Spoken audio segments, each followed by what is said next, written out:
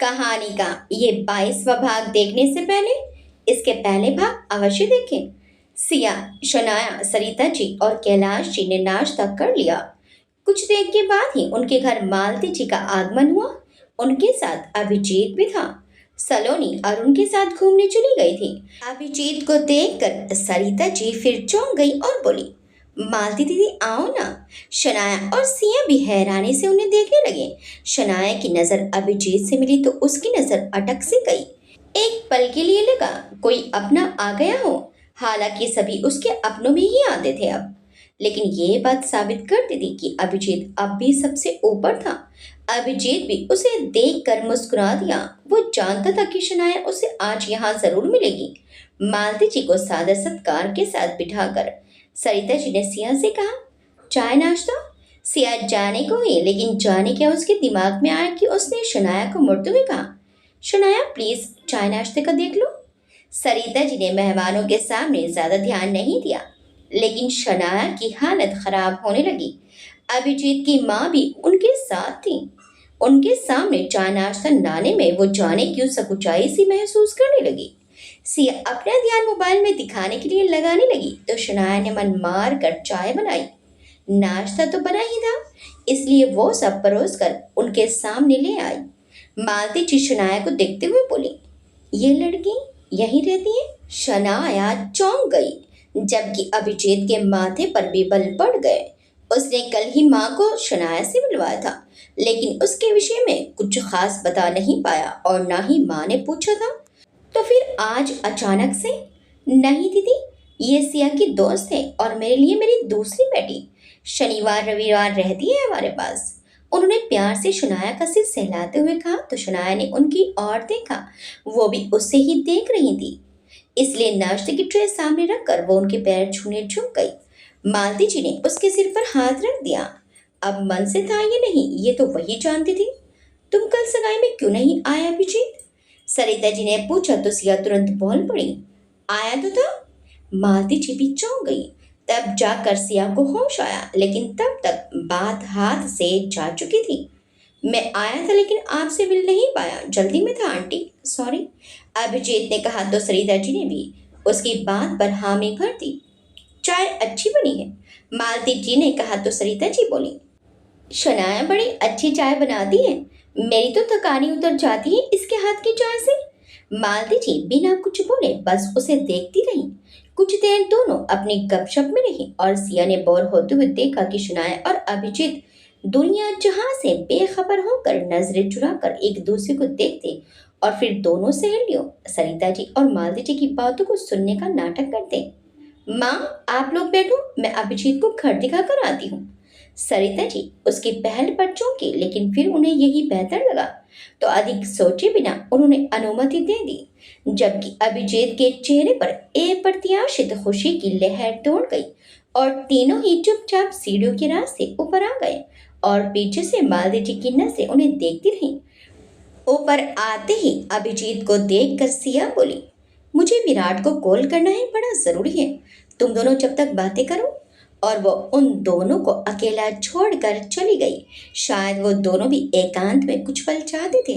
उसके जाते ही दोनों के बीच एक सन्नाटा सा फैल गया और दोनों एक दूसरे से पहल का इंतजार करने लगे। इधर सिया बाहर बालकनी में चली गई। उसने अपनी और विराट की वो पिक विराट को भेज दी। विराट अपने ऑफिस पहुंचा ही था कि सिया का मैसेज देखकर फिर से चेहरा खिल उठा। सुबह से हर पल जब उसका मैसेज आता कितना प्यारा सा गुदगुदाता सा एहसास होता। प्यार तो पहले ही हो चुका था उसे, लेकिन उसका एहसास होने पर प्यार का रंग अब चढ़ने लगा था। उसने मैसेज खोलकर जैसे ही देखा उसकी आंखें हैरानी से बड़ी हो गई और उसने तुरंत ही सिया को फोन लगा दिया। सिया फोन उठाते ही बोली, क्या हुआ? पिक देखने के बाद रुका ही नहीं गया ना? विराट भी आश्चर्य से बोला, ये पिक्चर तुम्हारे पास कैसे आई? शनाया ने दी, सिया ने बड़े आराम से कहा तो विराट हैरानी से बोला, उसके भी पास है ये? उसके भी पास है मतलब? उसने ही तो खींची थी रात में मेरे कमरे की बालकनी से, सब देखा था उसने। लेकिन उसके भी पास है ये क्यों पूछ रहे हो? और किसके पास है? सिया ने ना समझी में पूछा तो विराट अपने माथे को पकड़ते हुए बोला, मतलब तब शनाया ने ओह गॉड, इसमें ऐसा रिएक्शन देने वाली बात क्या है? मुझे तो लगा तुम खुशी से झूमने ही लगोगे। सिया ने कहा तो विराट बोला, ये कोई दूसरों को बताने वाली चीज है? छुपाने जैसा भी क्या है? वैसे भी हमारी एंगेजमेंट हो गई है। सिया बेफिक्री से बोली तो विराट झल्ला कर बोला, तो इसका मतलब ये थोड़ी है कि हम सब चीजें सबके सामने करें। ये तो कल मुझे घर के बाहर किस करने से पहले सोचना था। सिया बड़े आराम से बोली, जैसे उसे कोई फर्क ही ना हो। विराट उसकी बात सुनकर चौंक गया। कल जो कुछ हुआ वो कितना खूबसूरत लम्हा था जो उसने पहली बार जिया था, लेकिन जिस तरह अब वो सामने आ रहा था, विराट को शर्म सी आ जा रही थी। तुम शर्मा रहे हो? सिया ने उसे कुछ बोलते ना पाकर अंदाजा लगाया तो विराट और भी ज्यादा नर्वस हो गया और वह खुद को सहज बताने के लिए थोड़ा प्रयास करते हुए गला साफ करने लगा। उसकी हालत पर सिया को हंसी आ गई। ज्यादा हंसो मत, विराट ने थोड़ा कड़क होते हुए कहा। शनाया से तो उम्मीद ही नहीं थी कि वो पिक्चर सर्कुलेट कर देगी। क्या? सिया भी अब चौंक उठी। हाँ, अभिजीत के पास भेजी शायद उसने और फिर वहां से वेदांत। विराट ने बताया तो सिया कुछ देर के लिए हैरान रह गई, लेकिन फिर जल्दी ही संभलते हुए बोली, इसमें टेंशन क्या है? मैं भी उन दोनों की भी पिक खींच लेती हूँ। क्या मतलब? वो दोनों तुम्हारे घर पर हैं? विराट ने आश्चर्य से पूछा तो सिया बोली, बिल्कुल, तुम्हारा भाई इस वक्त उसकी कुचिको से मिलने आया है। क्या? विराट चौंका तो सिया बोली, अरे शनाया यार, मतलब उन दोनों में? विराट थोड़ा हैरान हुआ तो सिया बोली, बस इजहार नहीं हुआ है, बाकी मुझे तो शुरू से पक्का शक है दोनों पर। तुम भी गजब हो, विराट मुस्कुराकर बोला तो सिया बोली, चलो अच्छा अब जल्दी से किसी करो। व्हाट? विराट चौंक गया तो सिया बोली, अरे इसमें इतना चौंकने वाली कौन सी बात है? अब तो राइट है मेरा। तुम सच में पागल हो, बोलते हुए विराट हंस पड़ा तो सिया बोली, दे रहे हो या नहीं? बाय, बहुत काम है मुझे। बोलते हुए विराट ने हंसते हुए फोन काट दिया और सिया कुछ देर नाराजगी से मोबाइल देखते हुए बोली, तुम्हें तो बाद में देखूंगी, पहले उन दोनों को देखाऊं। सिया आहिस्ता से कमरे के बाहर खड़ी हो गई। अभिजीत और शनाया पास बैठे हुए थे। कब तक जाओगे? शनाया ने पूछा तो अभिजीत बोला, आज रात। आज रात ही? एक मायूसी उसके चेहरे पर उतर आई थी। ये देखकर अभिजीत बोला, क्यों, कुछ काम था? नहीं, शनाया ने भी संक्षिप्त में उत्तर दिया। वो कौन सा उस पर हक रखती थी जो उसे रोक सकती थी? अभिजीत हल्की सी मुस्कान के साथ बोला, सोचा नहीं था कि इतना डेयरिंग काम भी कर सकती हो तुम। शनाया नासमझी में उसकी ओर देखने लगी तो अभिजीत बोला, विराट और सिया की फोटो जो ले ली तुमने? ओह, वो तो बस ऐसे ही मन में आ गया।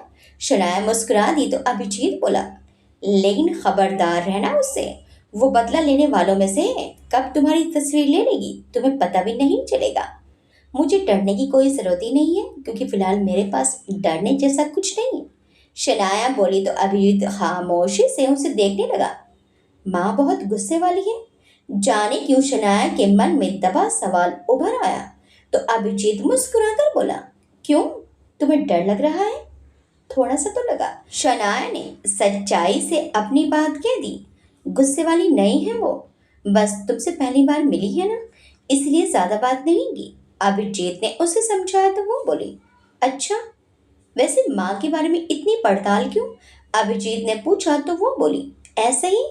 फिर कब आओगी? शनाया ने पूछा तो अभिजीत उसे देखते हुए बोला, अभी तक कुछ फिक्स नहीं है। शनाया की एक बार फिर निराशा हाथ लगी। ये देख कर सिया अंदर आते हुए बोली, तो फिक्स कर लो, कितना टाइम लगता है उसमें? बेचारी कम से कम इंतजार के दिन तो काट पाएगी। शनाया और अभिजीत दोनों ही उसकी बात सुनकर चौंक गए और उसे देखने लगे। सिया मुस्कुराते हुए बोली, मतलब इतने अच्छे दोस्त बन गए हो तो इतना हक तो बनता है। अभिजीत उसे देखते हुए सिर हिलाने लगा और बोला, विराट जाने कैसे झेलेगा तुम्हें, जैसे तुम्हारी वाली तुम्हें झेलेगी। बोलते हुए सिया ने शनाया पर नजर डाली और एक बार फिर अभिजीत और शनाया एक दूसरे को देखने पर मजबूर हो गए। बातें हुई? आई मीन घर देख लिया? सिया ने पूछा तो अभिजीत उसे देखकर मुस्कुराते हुए बोला, हाँ देख लिया, अच्छा है, गुड। सिया मुस्कुराते हुए बोली, शनाया तुम माँ की हेल्प देख लो, मुझे अभिजीत से कुछ बात करनी है। उसकी ये बात सुनकर दोनों के चेहरों पर नाखुशी आ गई। उन्हें साथ में कुछ और वक्त बिताना था, लेकिन सिया के बोलने के बाद शनाया के पास और कोई रास्ता नहीं था। इसलिए वो अभिजीत को देखते हुए नीचे चली गई। वहीं अभिजीत की नजरों ने भी उसका पीछा नहीं छोड़ा। उसके जाते ही अभिजीत बोला, बात भी करने पर टैक्स है क्या? नहीं, लेकिन जब तक तुम्हारी बात आगे नहीं बढ़ती तब तक तो है। सिया ने कहा तो अभिजीत उसे एकटक देखते हुए बोला, मतलब? अरे कब बोलोगे तुम लोग? सिया परेशान हो गई थी दोनों की चुप्पी से। क्या बोलना है? अभिजीत उसे देखते हुए पूछने लगा तो सिया को लगा कि अपना सिर पीट ले। वो बोली, वही जो तुम दोनों में है। कुछ नहीं है। अभिजीत बोलते हुए दूसरी ओर देखने लगा तो सिया कुछ पल उसे देखती रही और फिर बोली, अगर उसकी तरफ से इंतजार में हो तो भूल जाओ, वो कभी नहीं कहेगी। उसकी बात सुनकर अभिजीत चौंक गया और उसकी ओर देखते हुए बोला, क्या मतलब? मतलब ये कि मैंने उसकी मन की बात जाननी चाही थी। यानी ये बात बोलकर अभिजीत के मन में सनसनी सी मचाती थी। वो बेचैनी से खड़ा था, लेकिन फिर भी संयम दिखाने का प्रयास करते हुए बोला, फिर क्या कहा उसने? उसने कहा कि सियाब अभिजीत की ओर बड़े गौर से देखने लगी थी। कुछ बोलोगी? अभिजीत ने उसे कोई जवाब ना देते हुए पूछा तो सिया भी मुस्कुरा दी और बोली कि वो तुम्हारे लायक नहीं। अभिजीत को झटका सा लगा। अभी तक जिन एहसासों से वो लड़ रहा था वो अचानक से हावी हो गए। शनाया भी उसके लिए कुछ महसूस करती है, ये बात उसके लिए सदमे से कम नहीं थी। और वो भी तब जब उसके अतीत में इतनी कड़वाहट भरी थी। उसका कहना है कि तुम्हें कई बेहतर लड़कियां मिल जाएंगी। सिया ने दोबारा उस बात पर जोर दिया तो अभिजीत बोला, और उसे ऐसा क्यों लगता है? ये तो तुम्हें वही बता सकती है। सिया ने कहा तो अभिजीत सोच में पड़ गया। सिया उसे खोया देखकर बोली, वैसे तुम्हें क्या फर्क पड़ता है? तुम तो वैसे भी कुछ फील नहीं करते उसके लिए। उसने ये सब कब कहा तुमसे? अभिजीत ने उसकी बात अनसुनी करके पूछा तो वो बोली, कल। अभिजीत सोच में ही रहा तो सिया बोली, ज्यादा वक्त बर्बाद करोगी तो हाथ नहीं आएगी। अभिजीत ने उसकी ओर देखा और जाने क्यों मुस्कुरा कर बोला, वो कहीं नहीं जाएगी। इतना कॉन्फिडेंस? सिया को भी उसे छेड़ने में मजा आने लगा तो वो बोला, पहली बात तो अभी तक इस बात पर हमारी मोहर लगी नहीं है, और दूसरी बात अगर होगी भी तो भी मुझे कोई जल्दी नहीं। क्यों? ऐसे मामलों में तो लड़कों को बड़ी जल्दी होती है। सिया ने उत्सुकता से पूछा तो अभिजीत बोला, उसको जिंदगी में अभी तो नई राह मिली है, पढ़ने की चाह जागी है, तो मैं बीच में नहीं आऊंगा। और कोई आ गया तो? सिया ने पूछा तो अभिजीत मुस्कुराकर बोला, सोचने के लिए वक्त चाहिए और एक दूसरे को समझने के लिए भी, और वो वक्त बहुत है हमारे पास। तुम अपनी चिंता करो।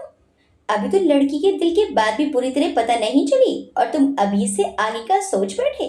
सिया बोली तो अभिजीत ने कहा, वो भी वक्त आने पर हो जाएगी, और फिलहाल तो तुमने जितनी मदद कर दी उसके लिए शुक्रिया। क्यों? क्योंकि उसके दिल की बात जानने के लिए उसकी पहल तुमने कर दी, इसलिए। अभिजीत ने कहा, अब रिश्ते में देवर लगते हो इतना तो कर ही सकती हो। सिया ने मुस्कुरा कर कहा तो अभिजीत भी मुस्कुरा दिया और दोनों नीचे आ गए। कुछ समय सबके साथ बैठने के बाद अभिजीत और मालती जी जाने लगे तो सिया ने फिर से मालती जी के पैर छू लिए। मालती जी ने फिर से उसे आशीर्वाद दे दिया, लेकिन अभी तक दोनों के बीच बातचीत कभी रिश्ता शुरू नहीं हो सका था, तो शनाया को बहू के रूप में स्वीकार कर पाना मालती जी के लिए छोटी बात नहीं थी, और शायद उसके लिए वो कम से कम अभी तो खुले दिल से तैयार नहीं थी। अभिजीत और शनाया ने आंखों ही आंखों में एक दूसरे को अलविदा कहा, लेकिन जाते वक्त अभिजीत की निगाहों में कुछ अलग एहसास करवट लेते शनाया को नजर आए, जिससे वो उलझ कर रह गई। अभिजीत के जाने के बाद शनाया बेचैन ही रही। वो उसके साथ समय गुजारना, बातें करना चाहती थी, लेकिन उसे वो मौका ही नहीं मिल सका। वैसे भी जब जब उसे मौका मिला भी था तो अक्सर उसके होठों पर खामोशी अधिक छाई रहती थी। वो तो बस उसका पास होना महसूस करती थी और उसी में सुकून पा लेती थी। उसके प्रेम में रमने लगी थी। राधा बनने की ख्वाहिश नहीं थी, वो तो मीरा बनकर ही खुश थी। बस किसी भी हालत में अभिजीत उससे दूर ना हो, भले ही किसी भी रूप में ही सही। वहीं अभिजीत के लिए भी अब कुछ भी सामान्य नहीं रह गया था। अपने मन के भीतर बदलाव को वो समझ नहीं सका और वक्त ने मौका भी नहीं दिया। एक के बाद एक खुलासे जिंदगी में ऐसे हुए कि जिंदगी बदल कर रह गई और उस जिंदगी में प्यार की जगह का उसे एहसास ही नहीं हुआ था। मगर जब से सिया के मुंह से उसने शनाया की भावनाओं को जाना था, तब से एक मौन भावना उसके मन में भी बस गई थी, जिसे वो जाने कब से किनारे कर रहा था, देखकर भी अनदेखा कर रहा था, या फिर खुद ही उसे पहचान नहीं पा रहा था। उस भावना ने अचानक से सिर उठाकर उसे जता दिया कि उसका दिल भी शनाया को कोई खास जगह दे चुका है। एक रिश्ता स्वार्थ से शुरू होकर हमदर्दी में बदला और हमदर्दी से कब वो प्यार में बदल गया, उसे पता ही नहीं चला। आज वो खुद से सवाल करे कि क्या सच में आज जो कुछ भी वो शनाया के लिए कर रहा है या करना चाहता है, उसका कारण मात्र हमदर्दी है, तो एक कोरा झूठ होगा जिससे पर्दा आज सिया ने उठा दिया था।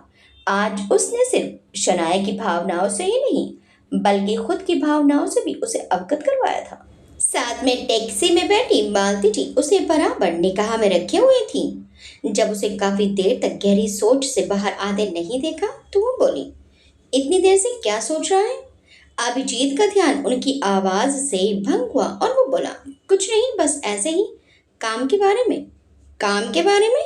मालती जी ने उसे आश्चर्य से देखते हुए कहा, तो वो उन्हें देखते हुए बोला, हाँ क्या हुआ? मुझे तो कुछ और ही लगा। मालती जी ने दूसरी ओर देखते हुए कहा, आपको क्या लगा? अब की बार अभिजीत ने भी उनकी ओर देखकर पूछा, तो वो बोली, मुझे लगा लड़की का विषय है। क्या माँ आप भी? अभिजीत अपनी चोरी पकड़े जाने पर छिप गया और बात घुमाने लगा, लेकिन मालती जी उसके चेहरे को देखते हुए बोली, कब से जानता है उस लड़की को? किस लड़की को? अभिजीत ने हैरानी से पूछा, तो मालती जी बोली, वही जो उनके घर पर थी। शनाया नाम है उसका। अभिजीत को उनका लहजा शनाया के लिए जरा भी नहीं भाया। मैं नाम जानकर क्या करूंगी? कौन सा फिर भविष्य में उससे मिलना होगा? मालती जी ने बड़ी रुखाई से बोला, मानो उनका उद्देश्य अभिजीत को यही जताना हो कि उन्हें शनाया से कोई मतलब नहीं। अभिजीत हैरानी से बोला, मिलना हो या ना हो माँ, लेकिन किसी के लिए भी आप कब से ऐसा बोलने लगी? आप तो हर किसी को गले से लगाने वाली है। अभिजीत को हैरत हुई। उसकी बात पर मालती जी व्यंग से मुस्कुराकर बोली, अपनों को अपना नहीं बना पाई तो गैरों से क्या उम्मीद रखूं? अभिजीत उनका अर्थ बखूबी समझ रहा था। वो उसे खोने के भय से भरी हुई थी। अभिजीत ने उनका हाथ थामते हुए कहा, माँ, आपका गुस्सा मुझसे है या फिर शनाया से? मैं क्यों किसी से गुस्सा होने लगी? मालती जी ने उससे अपना हाथ छुड़वा लिया। अभिजीत उन्हें गौर से देखते हुए एक बार फिर उनका हाथ थाम कर बैठ गया। इस बार ऐसे ही मालती जी ने कोशिश भी की तो वो हाथ नहीं छुड़वा पाई।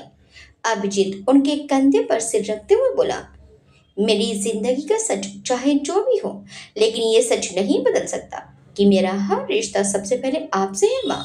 मुझे जन्म देने वाले माता पिता चाहे जो भी हो, लेकिन मैंने आपसे ही हर रिश्ता पाया है। यही नहीं, विराट भी सगाई में आपसे आशीर्वाद लेने के लिए यूं ही नहीं झुका था, बल्कि आप में उसे भी अपनी माँ की झलक दिखाई पड़ी। उसकी बात सुनकर मालती जी उसे देखने लगी, तो अभिजीत बोला, आपको एक बेटा खोने का डर है, पर आपको तो एक बेटा और मिल रहा है विराट के रूप में। मालती जी की आंखें नम हो गई, तो अभिजीत बोला, विराट ही क्यों, शनाया भी बचपन से अपनी माँ के बिना जीती आई है। आपने जब मुझे, सलोनी और अरुण को सबको माँ का प्यार दिया है, तो शनाया भी बिना माँ की ही बच्ची है। मालती जी का चेहरा कोमल से कठोर हो गया और वो बोली, बिना माँ के थी, बिना बाबा के नहीं। सलोनी और अरुण से उसकी तुलना मत कर। अभिजीत बोला, उसकी जिंदगी भी आसान नहीं रही माँ, किसी की भी नहीं होती। मालती जी ने फिर से मुंह फेर लिया। उससे किस बात की चिढ़ है आपको? अभिजीत आखिर उनके मन की बात समझ ही नहीं पा रहा था। चंद पैसों के लिए अपनी इज्जत बेच देने वाली लड़की को दुलार करूं, इतनी भी अच्छी नहीं हूं मैं। वह बोली तो अभिजीत दंग रह गया। वो मॉडल थी। अभिजीत ने उन्हें बताया तो मालती जी बोली, जानती हूँ मैं इस लाइन के बारे में भी और उस लड़की के बारे में भी। क्या जानती हैं आप उसके बारे में? अभिजीत को जाने क्यों अब गुस्सा आ रहा था। मालती जी उसे देखकर बोली, हाँ, अब उस लड़की के पीछे इतना दीवाना हो गया है कि मेरे सामने आवाज भी ऊंची कर रहा है। कर ले, लेकिन मैं ये नहीं होने दूंगी, बता देती हूँ। बोलते बोलते उनकी रुलाई ही फूट पड़ी और अभिजीत उन्हें हैरानी से देखने लगा। कहाँ से बात शुरू होकर कहाँ पहुंच चुकी थी। अभी तो प्यार का एहसास भी पूरा नहीं हुआ था और मुश्किलें पहले पैदा हो गई थी। अब मालती जी की आंखों में आंसू देखकर कोई भी दलील काम नहीं करने वाली थी, इसलिए उसने ही मौन धारण कर लिया। लेकिन जाने क्यों उसे अपनी माँ के द्वारा शनाया के लिए उपयोग किए शब्द बहुत खटके थे। इधर आरोही अपने क्लिनिक में बैठी थी। सिया ने फिर भी छुट्टी ली थी, लेकिन आरोही को जैसे किसी बात का उत्साह ही नहीं था। वो अगले दिन भी रोज की तरह क्लिनिक पहुंच गई। वो अपने पेशेंट्स और उनकी काउंसलिंग के साथ बिजी थी। तभी दिया अंदर आते हुए बोली, मैम, पार्सल आया है आपके लिए। मेरे लिए? आरोही चौंक उठी।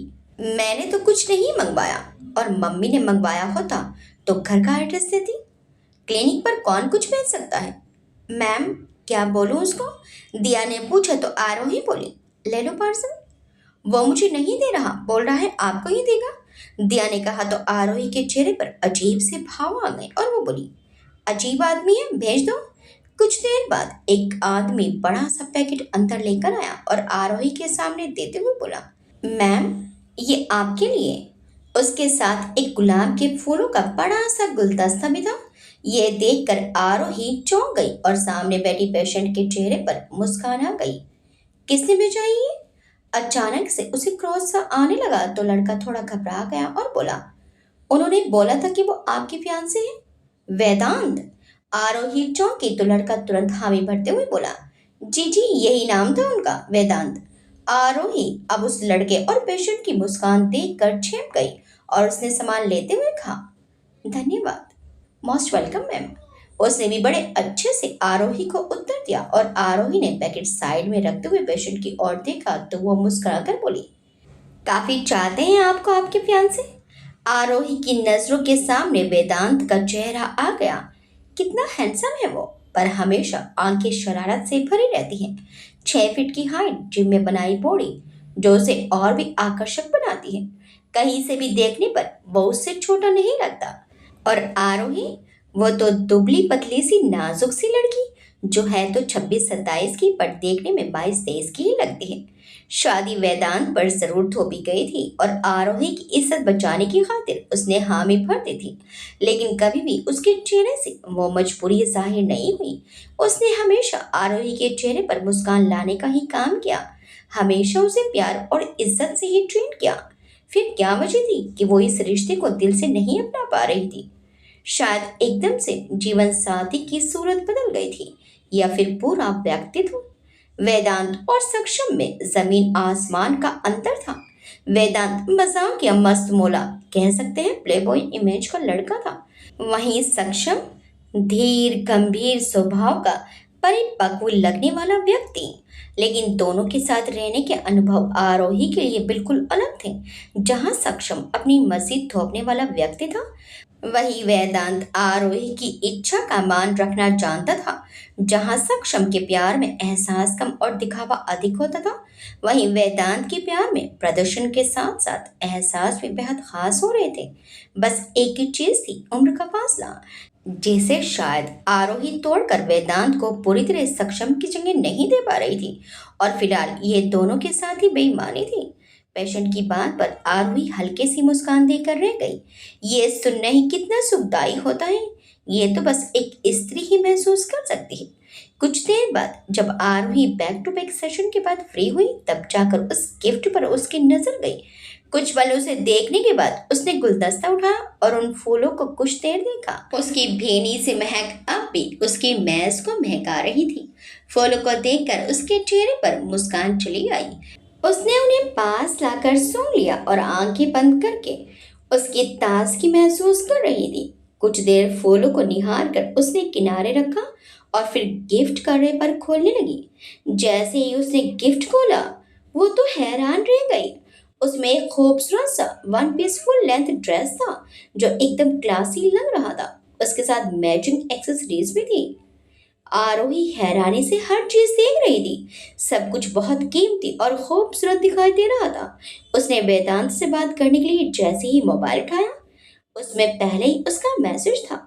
सगाई हो गई, शादी होने वाली है, लेकिन हमने अभी तक एक दूसरे के साथ वक्त ही नहीं बिताया और मैं कोई भी मोमेंट मिस नहीं करना चाहता। इसलिए ये छोटा सा प्रेजेंट आपके लिए। जानता हूँ आपसे ज़्यादा खूबसूरत नहीं है, लेकिन फिर भी आप इसे आज पहनेंगी तो मुझे बहुत अच्छा लगेगा। शाम को 7:30 बजे मैं आपके घर आपको पिक करने आऊँगा। प्लीज़ टाइम से रेडी रहिएगा, क्योंकि मैं नहीं चाहता हमारी पहली डेट में हम टाइम थोड़ा भी वेस्ट करें। घर पर भी परमिशन ले रखी है, तो और कोई टेंशन मत लीजिएगा। बस टाइम से रेडी हो जाइएगा। सी यू एट 7:30। आरोही मैसेज देख कर कुछ देर के लिए सुन ही रह गई। सक्षम के साथ वो डिनर पर गई थी, लेकिन पहली बार उसे इतना स्पेशल फील हो रहा था। उसने उंगलियां फिराकर ड्रेस को छुआ तो अजीब सी गुदगुदी उसके पेट में होने लगी और वेदांत के मैसेज को याद करके वो मुस्कुरा दी। आरोही के घर वाले तो बड़े ही खुश थे। वेदांत के घर में खासी आवभगत चल रही थी, लेकिन उसका मन उनके बीच कहाँ लगना था। वो तो बार बार अपनी निगाहें घुमाकर आरोही को ढूंढ रहा था कि काश उसकी एक झलक उसे मिल जाए और उसके दिल को सुकून मिले।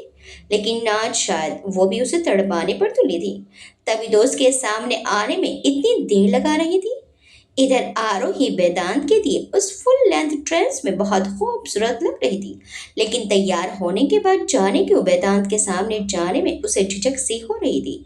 इस तरह दोनों पहले कभी साथ जो नहीं गए थे, ये पहला मौका था जब वो दोनों साथ कहीं जा रहे थे।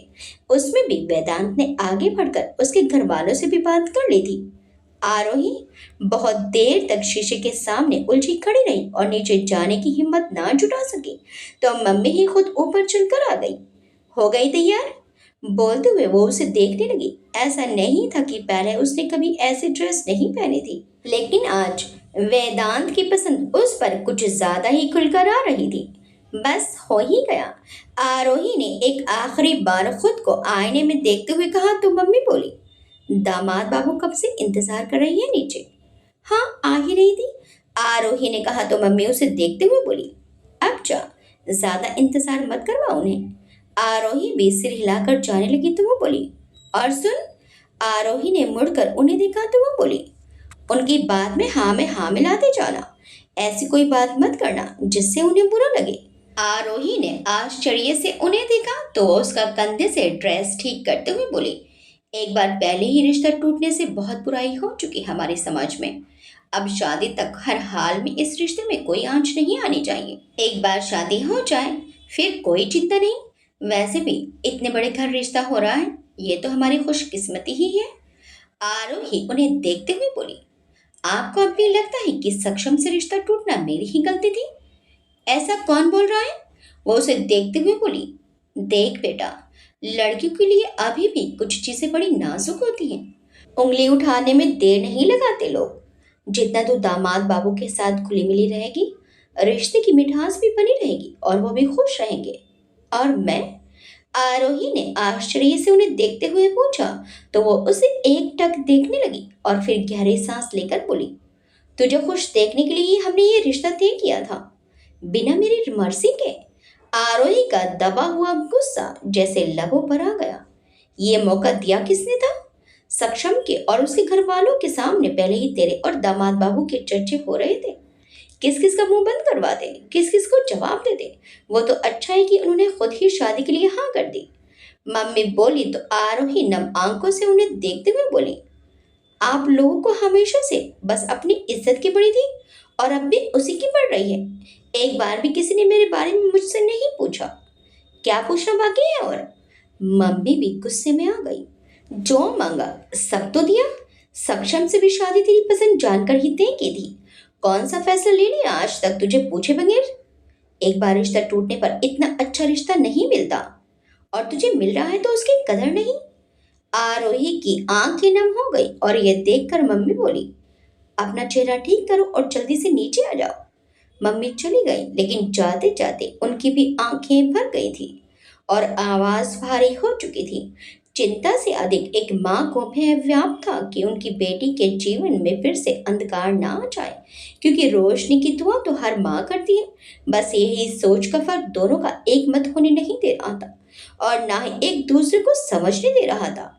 आरोही का दिल भर आया और वो तेजी से बाथरूम में घुस गई। कुछ देर अपना दिल हल्का कर लेने के बाद वो नीचे आई तो वेदांत उसे देखते ही रह गया। वो उसी के भेजे गांव में बड़ी प्यारी लग रही थी, लेकिन चेहरे पर खुशी की बजाय कुलमुलाहट थी। आंखों में गुलाबीपन था और नजरें उससे ना मिला पाने की भरपूर कोशिश भी। वेदांत कुछ पल उसे देखता रहा, लेकिन आरोही ने उसे नहीं देखा तो वेदांत उसे देखते हुए पूछने लगा, चले?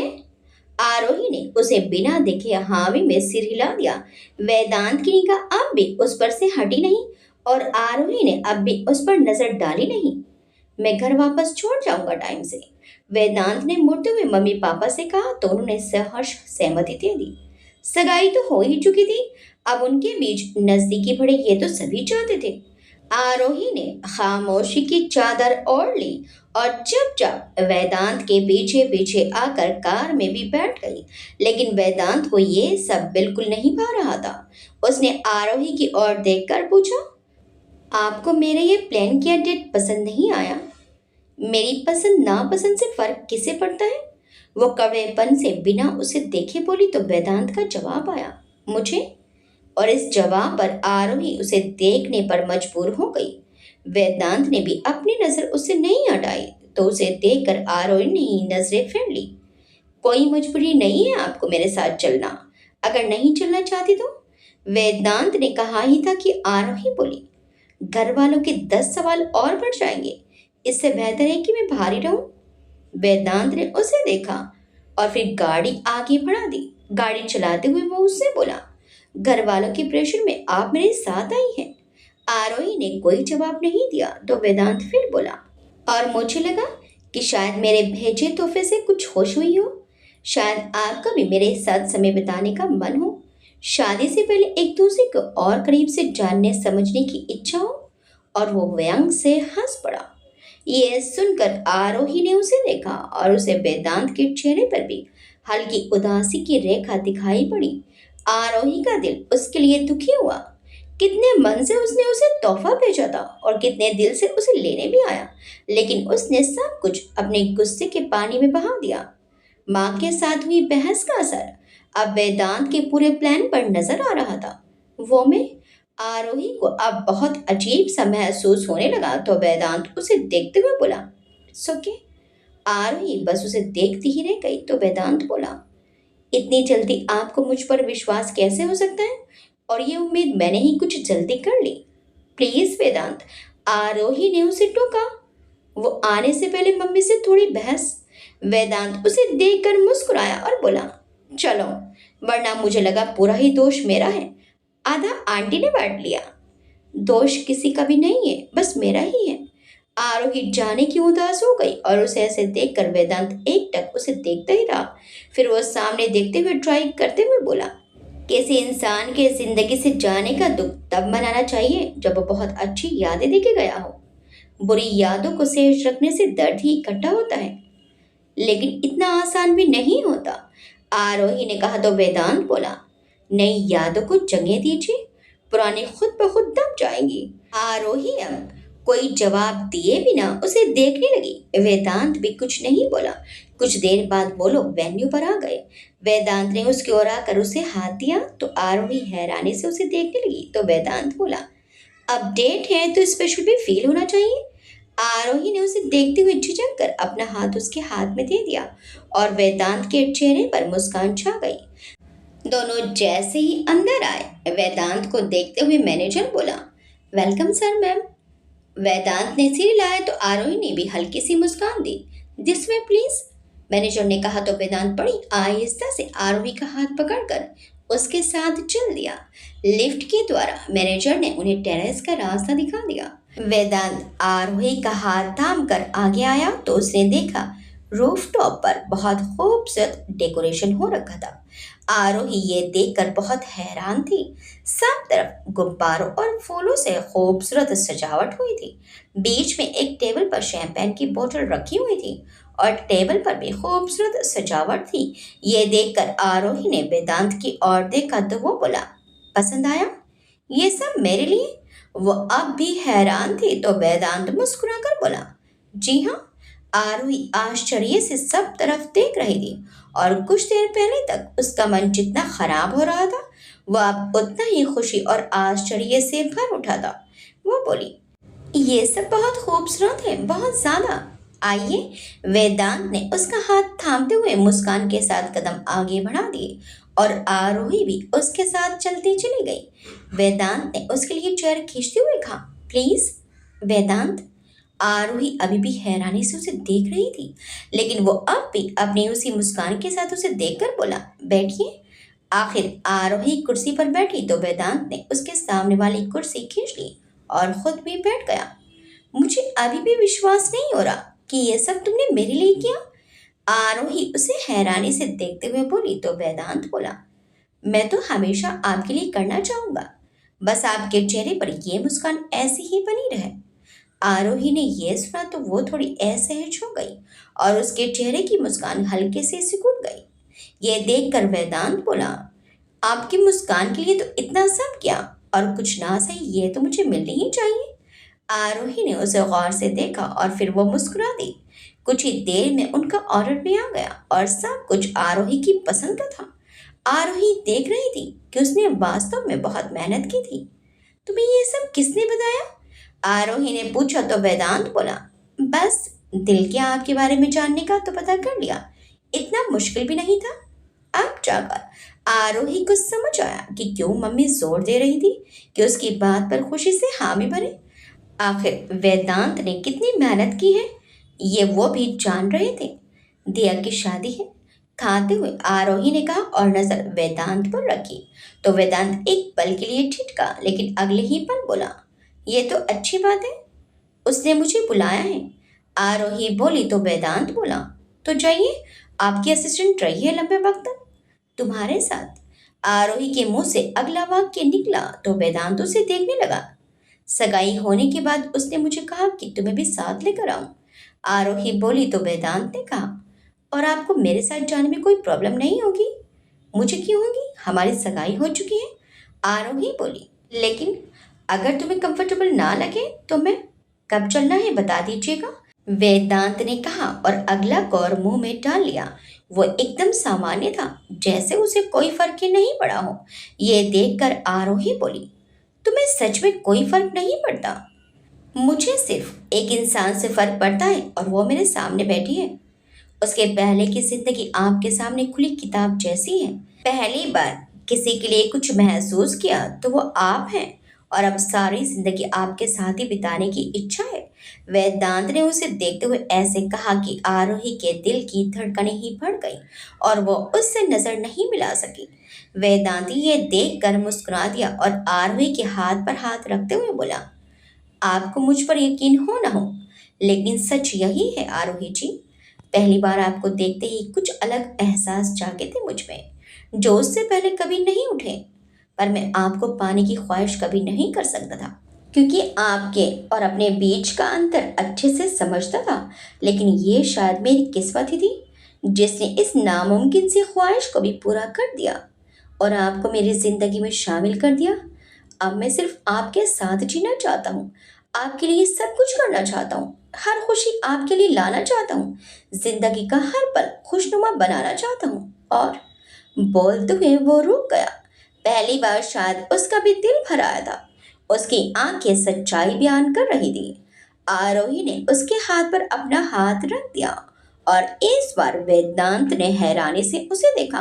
बदले में उसने देखा कि आरोही उसे देखकर मुस्कुरा रही थी। मैं वेदांत ने कुछ कहना चाहा तो आरोही बोली, "श्श, कुछ बात के लिए भी रहने दो, मैं शायद आपको नहीं समझा पाऊंगा। अब आपको लेके क्या फीलिंग्स है मेरी?" वेदांत बड़ी मुश्किल से बोला तो आरोही ने आहिस्ता से कहा, और अगर मैं कहूं कि मैं समझ पा रही हूं तो? वेदांत ने उसे हैरानी से देखा तो वो बोली, मुझे विश्वास है वेदांत, तुम झूठ बोल सकते हो लेकिन तुम्हारी आंखें सच्चाई बयान करती हैं। वेदांत अब कुछ नहीं बोल सका और उसे देखता रह गया तो आरोही बोली, मुझे बस थोड़ा वक्त। क्या एक बार आपको गले लगा सकता हूँ? वेदांत ने पूछा तो आरोही अवाक से उसे देखने लगी। उसने उम्मीद नहीं की थी, लेकिन वेदांत शायद बेचैन था। वो उठकर उसकी ओर आया और आहिस्ता से अपना हाथ उसके आगे कर दिया। आरोही कुछ पल झिझक कर उसका हाथ थामती, उतने में वेदांत ने उसके उठते ही उसे गले से लगा लिया। इसे एक पल में आरोही की जैसे सांस ही अटक गई हो, लेकिन वेदांत की बेचैनी खत्म हो गई। कुछ देर वेदांत उसे गले लगाए खड़ा रहा तो आरोही के हाथ भी बरबर सी उसकी पीठ की ओर चल पड़े, लेकिन उसकी पीठ पर वो ठहरते उससे पहले ही वेदांत उससे दूर हो गया। आरोही बस उसे देखती रह गई और उसके हवा में अटके हाथ नीचे आ गए। थैंक यू आरोही जी, वेदांत ने कहा तो आरोही बस मुस्कुरा कर रह गई, लेकिन उसे एक अधूरापन महसूस होने लगा। वो भी इस लम्हे को जीना चाहती थी, लेकिन जब तक वो आगे बढ़ती, वेदांत खुद ही पीछे हट गया था। कुछ देर के बाद दोनों एक अच्छा सा वक्त बिताकर घर लौट आए। आरोही अब घर आकर भी वेदांत के एफर्ट्स का ही सोच रही थी। उनके रिश्ते में भी इस पहल से नजदीकी की शुरुआत हो चुकी थी। इधर अभिजीत शनाया के रिहैब सेंटर में खड़ा था। दोनों के चेहरों से उदासी झलक रही थी। चलता हूँ, अभिजीत ने कहा तो शनाया उदासी से बोली। क्या हुआ? अभिजीत ने पूछा तो शनाया खुद को संभालते हुए बोली, कुछ नहीं। फिर कुछ बोल क्यों नहीं रही? अभिजीत ने पूछा तो शनाया बोली, क्या बोलूं? लगता है माँ से मुलाकात ज्यादा अच्छी ही गई, अभिजीत ने मजाक में कहा तो शनाया के चेहरे पर भी हल्की सी हंसी आ गई और वो बोली, बहुत डर गई थी मैं। इतनी डरावनी भी नहीं है मेरी माँ, अभिजीत ने कहा तो शनाया मुस्कुरा कर बोली, जानती हूँ लेकिन क्या करूँ, रिश्तों से बहुत दूर रही हूँ ना, इसलिए जल्दी से सहज नहीं हो पाती। सरिता आंटी से ही घुलने मिलने में मुझे वक्त लग गया था, जबकि उन्होंने मुझे एक पल के लिए भी पराया महसूस नहीं होने दिया। होता है, समझ सकता हूँ, अभिजीत ने कहा तो शनाया बोली, अब कब आओगे? तुम हर बार एक ही सवाल क्यों करती हो? अभिजीत ने पूछा तो शनाया बोली, क्योंकि इसी उम्मीद में तब तक का वक्त काट पाती हूँ। अभिजीत उसे देखता ही रह गया और कुछ पल के बाद शनाया को भी एहसास हुआ कि वो क्या बोल गई। वो खुद को संभालते हुए बोली, मेरा मतलब था कि अभिजीत ने उसे देखते हुए कहा तो वो बोली, कोई है नहीं ना दोस्त यहाँ? सिया है तो सही। अभिजीत जानबूझकर उसके दिल की बात निकालने के लिए उसे उकसा रहा था। वो खुद ही बिजी रहती है, फिर अब तो सगाई भी हो गई और फिर जल्दी ही शादी भी हो जाएगी। शनाया ने कहा तो अभिजीत बोला, तो तुम्हें किसने रोका है? तुम भी शादी कर लो। शनाया उसकी बात सुनकर हैरानी से उसे देखने लगी, लेकिन अभिजीत उसके सामने सामान्य ही बना रहा। मैं? शनाया ने पूछा तो अभिजीत बोला, हाँ तुम, क्यों? मुझसे शादी कौन करेगा? एक नीरसता के साथ व्यंग से हंसते हुए उसने पूछा तो अभिजीत उसे एक टक देखते हुए बोला, ऐसी कौन सी बुराई है तुम में कि तुम्हें कोई पसंद नहीं कर सकता? शनाया उसे देखते हुए बोली, सब कुछ जानते हुए कौन अच्छा लड़का मुझे अपनाएगा? ऐसा क्या किया है तुमने? अभिजीत अब भी उसे गौर से देख रहा था। शनाया दूसरी ओर देखते हुए बोली, कुछ नहीं। खुद को एक्सेप्ट नहीं कर सकती तुम और दूसरों से एक्सपेक्ट करती हो कि वो तुम्हें एक्सेप्ट करें? अभिजीत बड़े गौर से उसे देखते हुए बोला तो शनाया भी इस बार उससे नजर मिलाते हुए बोली, एक्सेप्ट करने में और जिंदगी में शामिल करने में बहुत फर्क है अभिजीत। मुझे तो नहीं लगता, अभिजीत बोला तो शनाया उसे देखते हुए बोली, अच्छा।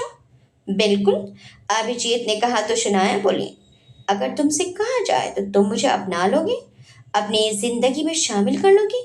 अभिजीत उसकी बात सुनकर दो पल शांत हो गया और उसे गौर से देखता रहा और फिर बोला, नहीं। शनाया का दिल जैसे टूटा हो, लेकिन उसने जाहिर नहीं होने दिया। हल्की सी नमी आंखों में उतरते ही उसने दूसरी ओर चेहरा फेर लिया और अभिजीत बोला, किसी के कहने से अभिजीत ने ना तो पहले कुछ किया है और ना ही आगे कुछ करेगा। शनाया उसकी बात सुनती रही, लेकिन कुछ बोली नहीं और ना ही उसकी ओर मुड़ी। फिर उसे अभिजीत की आवाज में उसके अगले शब्द सुनाई दिए तो वह हैरान रह गई। अभिजीत बोला, ये फैसला सिर्फ और सिर्फ दिल का होता है, मजबूरी का नहीं, इसलिए इसे दिल को ही लेने देना चाहिए। शनाया ने झटके से उसकी ओर देखा तो अभिजीत अब भी उसकी ओर देख रहा था। हल्की सी मुस्कान थी उसके चेहरे पर और ये देखकर शनाया स्तब्ध थी।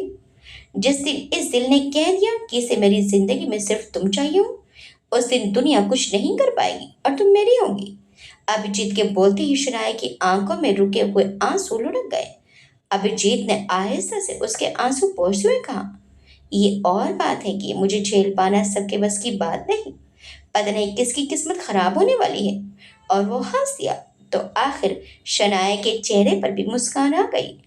अभी ये सब सोचने का वक्त नहीं है, तुम अपनी पढ़ाई पर ध्यान दो, अभिजीत बोला, वरना खूबसूरत तो अभी इतनी हो कि तुम्हारी एक झलक पर हजारों लड़के मर मिटने को तैयार हो जाएंगे। उसकी बात सुनकर शनाया छेपते हुए सिर हिलाते हुए बोली, कुछ भी यकीन नहीं? अभिजीत ने पूछा तो शनाया उसे देखते हुए बोली, तुम पर नहीं तो किस पर यकीन होगा मुझे? अभिजीत भी उसकी बात पर निरुत्तर होकर उसे देखता रह गया। कुछ देर खामोशी से दोनों की नजरों ने बातें की और फिर अभिजीत बोला, अब चलता हूं मैं, देर हो जाएगी। शनाया ने भी उसे हामी भरकर विदाई दी और दोनों ने एक दूसरे को कुछ पल देखते हुए विदा ले ली। बहुत मन था शनाया का कि अभिजीत के गले लग जाए, लेकिन वो हिम्मत नहीं जुटा सकी। और अभिजीत, वो खुद को वक्त देना चाहता था, इसलिए वो शनाया के करीब भी था पर फिर भी दूर रहा। इधर विहान अपने घर से निकल रहा था तो तनुजा जी अपनी नियत दिनचर्या में लग चुकी थी। विजेंद्र जी उससे पहले ही ऑफिस के लिए निकल चुके थे। उसकी शादी होने वाली थी, इसलिए उसे थोड़ी छूट थी। माँ, मैं निकल रहा हूँ, आने में देर होगी आज। विहान ने उन्हें आवाज लगाई तो तनुजा जी बोली, शादी होने वाली है, तू भी थोड़ा ध्यान काम से हटाकर रिधिमा पर लगाया कर।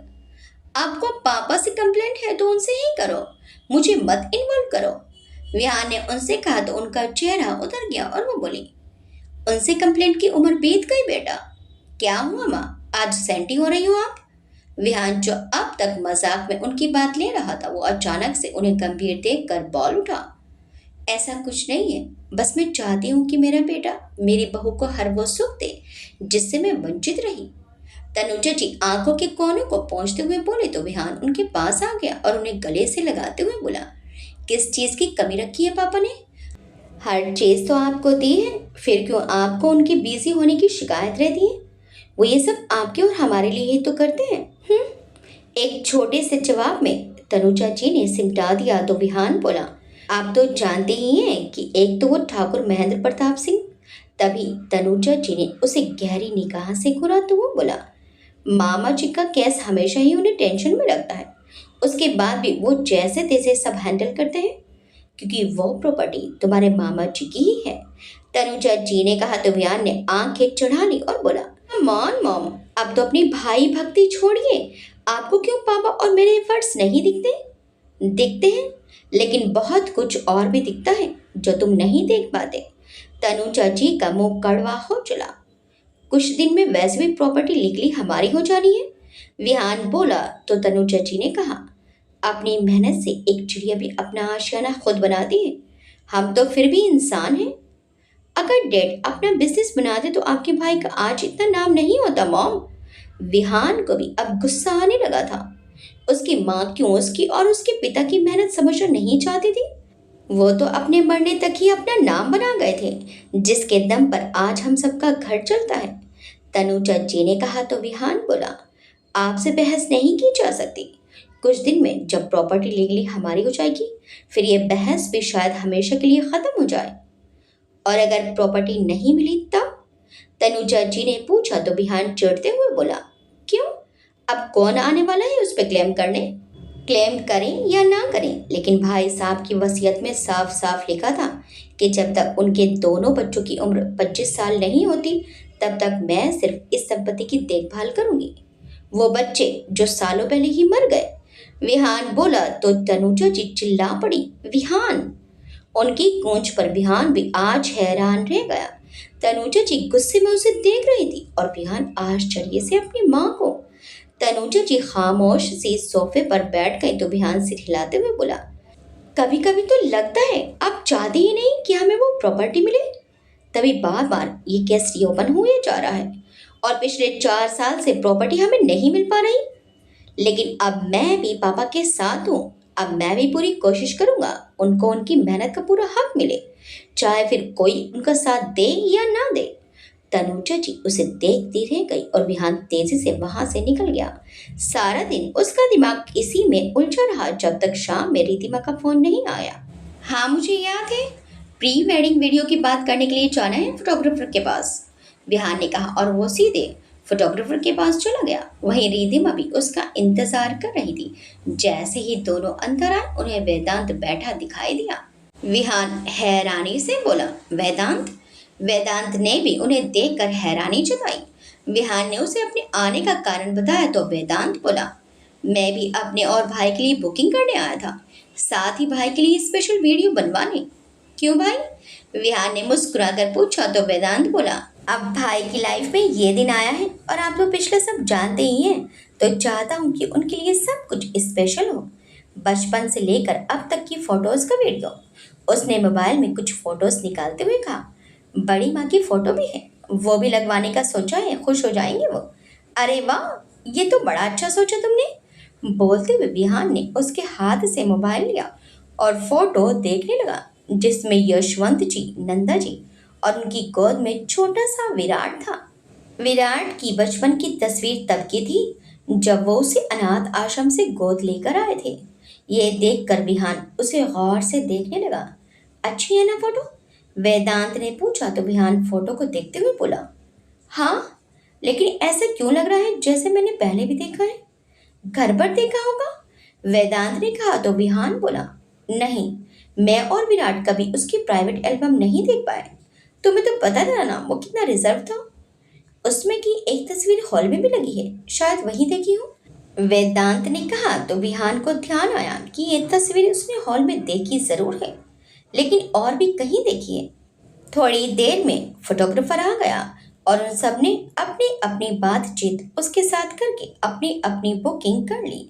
रिधिमा को छोड़ते हुए विहान अपने घर जाने लगा, लेकिन उसके दिमाग में बार बार वो तस्वीर ही थी और सुबह का तनुजा जी के साथ हुआ वाकया।